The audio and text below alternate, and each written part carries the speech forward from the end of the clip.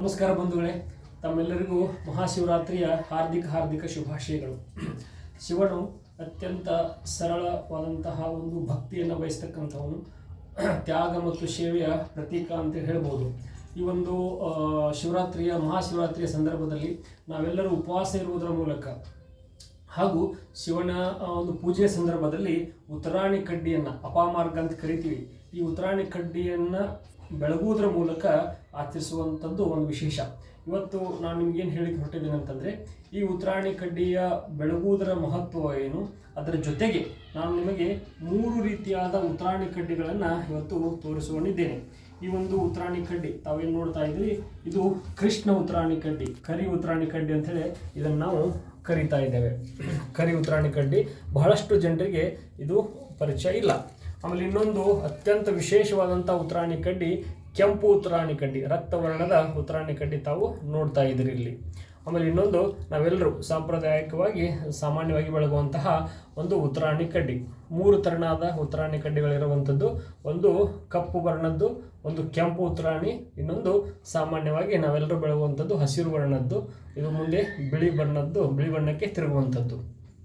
ಈಗ ಈ ಉತ್ತರಾಣಿ ಕಡ್ಡಿಯ ಬೆಳಗುವುದರ ಮಹತ್ವ ಏನು ಅಂತಂದರೆ, ಧಾರ್ಮಿಕ ಮಹತ್ವ ಇರುವಂಥದ್ದು ಹಾಗೂ ಔಷಧೀಯ ಮಹತ್ವವು ಕೂಡ ಇರುವಂಥದ್ದು.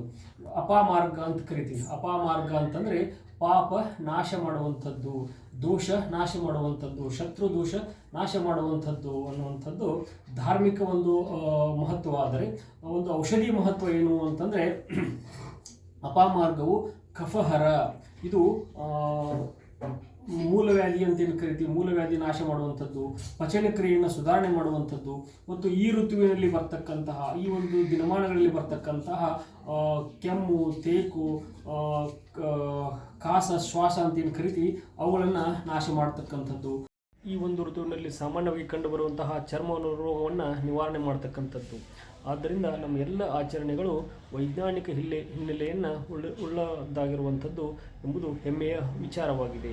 ಉರುವುದರಿಂದ ಬರ್ತಕ್ಕಂಥ ಆ ಒಂದು ಹೊಗೆ, ಅದೇನಂತೆ ವಾತಾವರಣದಲ್ಲಿರ್ತಕ್ಕಂತಹ ಕ್ರಿಮಿಕೀಟಗಳನ್ನಾಗಿರ್ಬೋದು, ಆಮೇಲೆ ಮಾಲಿನ್ಯಕಾರಕ ವಸ್ತುಗಳನ್ನು ನಾಶ ಮಾಡ್ತಕ್ಕಂಥದ್ದು, ಆ ಮೂಲಕ ಇಡೀ ವಾತಾವರಣವನ್ನು ಶುದ್ಧಿ ಮಾಡ್ತಕ್ಕಂಥದ್ದು, ಕೆಮ್ಮು, ಕಫ ಮತ್ತು ಅಲರ್ಜಿಯಿಂದ ಬರ್ತಕ್ಕಂತಹ ಸಮಸ್ಯೆಗಳನ್ನು ನಾಶ ಮಾಡ್ತಕ್ಕಂಥದ್ದು. ಬನ್ನಿ ನಾವೆಲ್ಲರೂ ಭಕ್ತಿಯಿಂದ ಉಪವಾಸ ಮಾಡುವುದರ ಮೂಲಕ, ಆಮೇಲೆ ಉತ್ತರಾಣಿ ಕಡ್ಡಿಯನ್ನು ಬೆಳಗುವುದರ ಮೂಲಕ ಈ ಒಂದು ಶಿವರಾತ್ರಿಯನ್ನು ಆಚರಣೆ ಮಾಡೋಣ. ಬನ್ನಿ.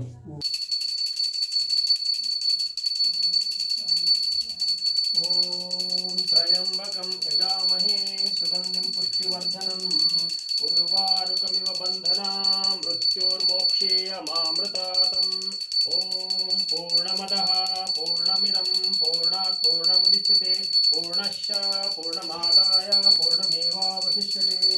ಅಹಂ ನಿರ್ವಿಕಲ್ಪೋ ನಿರಾಕಾರರೂಪೋ ವಿಭುತ್ವಾದಂ ಸರ್ವತ್ರ ಸರ್ವೇಂದ್ರಿಯಾಣಾಂ ನ ಚ ಸಂಗತೋ ನೈವ ಮುಕ್ತಿರ್ನಮೇಯ ಚಿದಾನಂದರೂಪೋ ಶಿವೋಹಂ ಏಕೋ ದೇವಾಃ ಸರ್ವಭೂತೇಷು ಗೂಢಃ ಸರ್ವವ್ಯಾಪಿ ಸರ್ವಭೂತಾಂತರಾತ್ಮಃ ಕರ್ಮಾಧ್ಯಕ್ಷ ಸರ್ವಭೂತಾದಿವಾಸಃ ಸಾಕ್ಷಿಚೇತೋ ಕೇವಲ ನಿರ್ಗುಣಶ್ಚ.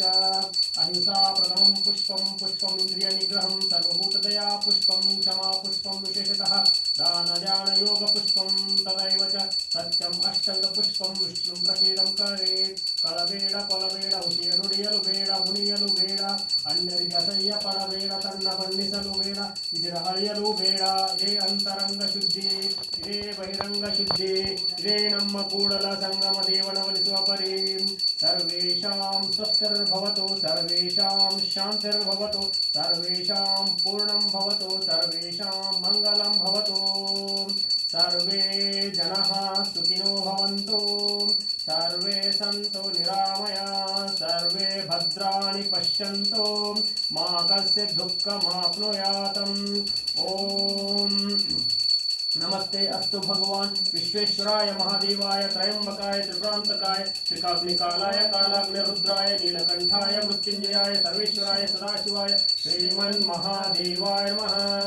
ಓಂ ಜೈ ಮಂಗಲಂ ಜೈ ನಮಃ ಪಾರ್ವತಿ ಶಿವ ಹರ ಹರ ಹರ ಹರ ಹರ ಹರ ಹರ ಹರ ಮಹಾದೇವ. ಮಂಗಲಮಯ ಸೀಸನೆ ಜಯ ಹರ ಮಂಗಳಂ ಮಂಗಳಮಯ ಮಂತ್ರಲಿಂಗದ ಸೀಸನೆ ಜಯ ಹರ